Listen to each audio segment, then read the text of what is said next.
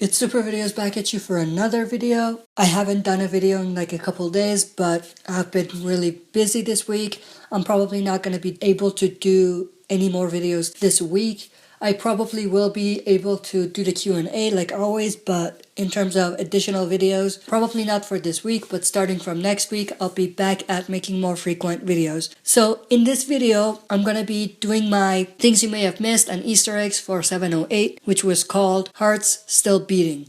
So first up, we have the shot of Maggie by Glenn's grave. That's actually the same shot that was at the end of the episode as well. It's cool how it was like a full circle because it started with Maggie at Glenn's grave and it kind of ended around the same time period as well. It just shows that Maggie goes to Glenn's grave every morning. She basically starts her day with visiting Glenn in a way. Next up, we actually have an Easter egg for Glenn. Maggie in this episode is wearing a cap. If you think about it, that cap is very unique to Glenn's first introduction and Glenn in the first season. So it's cool how they're doing this as like an Easter egg, an homage for Glenn's character, showing that Glenn's memory will live forever, be with Maggie. Then looking at Negan when he's shaving, that actually parallels Rick shaving when he first comes to Alexandria. When Rick got to Alexandria, of course, he had the beard. In my opinion, the beard symbolizes power. He had the beard and he shaved it off. And at that time, he didn't have power. Deanna had the power. But now at this point, Negan is shaving, which means that he is beginning to lose his power. And then at the same time, we see that Rick is growing the beard again. So he is getting the power back. When Negan and Carl and Olivia are at the dinner table, they're waiting for Rick. Negan realizes that Rick isn't going to show up. He places Lucille on the chair. He's giving Lucille a spot at the dinner table, which was very cool. And then when he says, "Pass me the rolls," right after this, that's actually the opening credits. So it's like Negan is saying, "Roll the credits." So that was very cool as well. Then if we look at the part where the Saviors are taking Spencer's stuff, there's one chick who's basically flirting with Spencer, and that's actually the same chick that was playing a drinking game with Dwight back in episode 3. So that's very cool as well. It's the same person. Then right after, when that same chick tells Eugene, "You like watching haircut?" That's actually a direct callback to what happened back in season 5, I think, Self Help,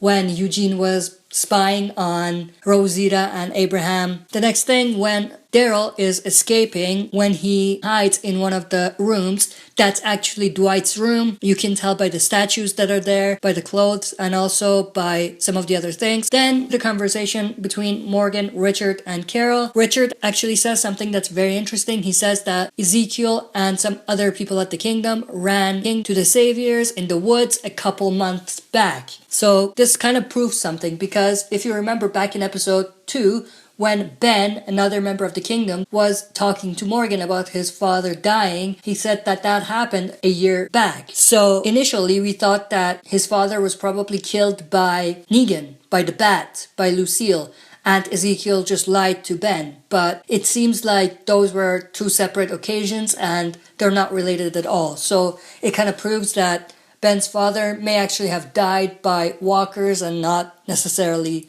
the Saviors, because they didn't really run into the Saviors until way after. Then there's the shot of Daryl just beating Fat Joey to death. That scene is meant to parallel Negan beating Abraham or Glenn, whichever you want to look at it. And it's like a POV shot as well. So it's cool how they have this to mirror Daryl's actions with Negan's actions and kind of show that Daryl is an animal at this point and he's no different than Negan in a way, and that they're both ruthless. Right after, when Jesus shows up, before they leave, you can actually see Jesus take one of the radios that Fat Joey had. So Jesus now has one of the radios from the Saviors, so he can listen in and kind of know what they're planning and what they're doing, which kind of helps out because we know that Rick and the others are trying to fight back against the Saviors now, and it's like March to War based on the arc from the comics. So we know that this is probably going to be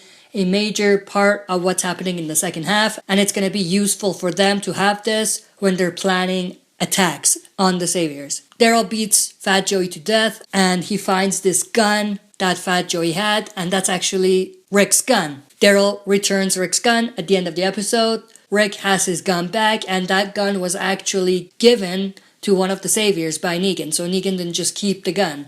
He distributed the weapons that the survivors had in the lineup and back at Alexandria to everyone at the sanctuary, or at least the fighters. There's something very important here to think about, because we have Rick getting his gun back, and that gun represents power as well in a way.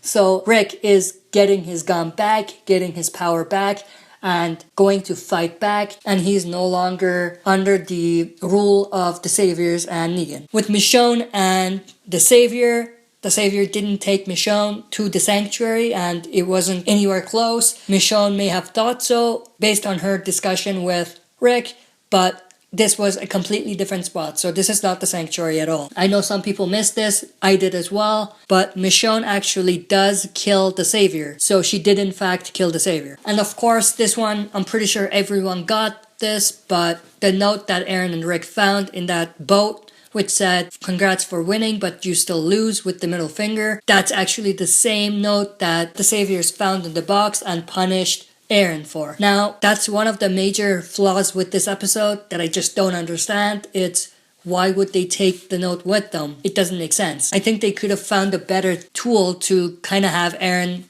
be punished, and they didn't need to have the note. They could have just punished Aaron for them being late or something like that. So that note didn't need to be there, and it felt weird and forced. Then, of course, with Negan stabbing Spencer, that was taken straight from the comics, and for those who missed it, you probably didn't, but before Negan actually kills Spencer, he says that you have no guts.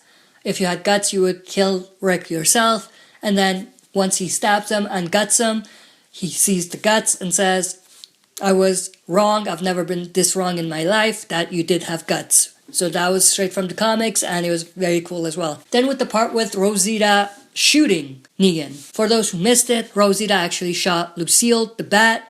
Now this does happen in the comics, but the scenario is a bit different, and Rosita isn't the one who shoots it. Carl is, so they kind of remixed that there. For those who are saying, how did Rosita miss? Because this was the first run of making the bullet for Eugene, so it's not perfect. Then there's this, isn't really anything important or significant, but I thought it's important to mention the great acting by Seth Gilliam playing Father Gabriel. His performance was pretty spot on in this specific scene that I have right here. Even though he was in the background, there was no attention on him, his performance was still great. When Negan says, "Lucille, give me strength," that was also done in the comics as well, but not at this point. Again, they remixed this, put it in earlier, which is pretty cool. Then Rick in this cell.